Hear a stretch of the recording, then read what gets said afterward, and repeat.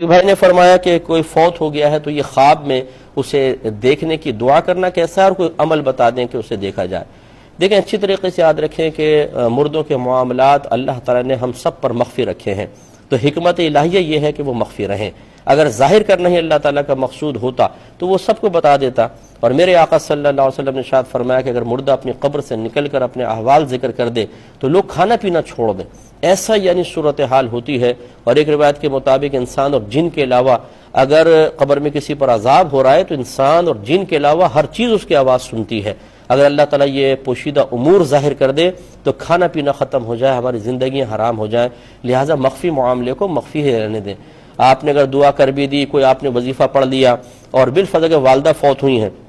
اور آپ نے دیکھا کہ وہ سانپ ان پہ چپٹے ہوئے ہیں، بچھو چپٹے ہوئے ہیں، آنکھ نکال لی گئی ہے، آنتیں باہر آ رہی ہیں اور شدید قسم کا عذاب ہے اور وہ آگ میں جل رہی ہیں، اس کے بعد کیا آپ کو سکون مل جائے گا؟ اور کیا ضروری ہے کہ جب آپ فی الفرض آپ نے اصال ثواب کیا، بہت دعائیں کہ اللہ تعالیٰ یہ تو عذاب ہو رہا ہے، اس کی میری ماں کی بخشش مغفرت فرما دے، عذاب دور فرما دے، تو یہ ضروری تو نہیں کہ پھر اگر آپ وہ وظیفہ کریں تو دوبارہ آپ کو زیارت ہو جائے۔ بعض اوقات ہوتا ہے کہ خواب کیا ہے، کوئی شرعی حجت نہیں ہے، غلط بھی ہو سکتا ہے، جھوٹا خواب بھی ہو سکتا ہے اور دوبارہ خواب آئے نہیں تو بس اب آپ کی زندگی عذاب بن جائے گی، اس لیے ان امور میں نہ پڑیں، ہمارا مشورہ یہ بہتر نہیں ہے۔ اور آپ نے کہا کہ کسی عام انسان کا جسم کتنے عرصے میں گلتا ہے۔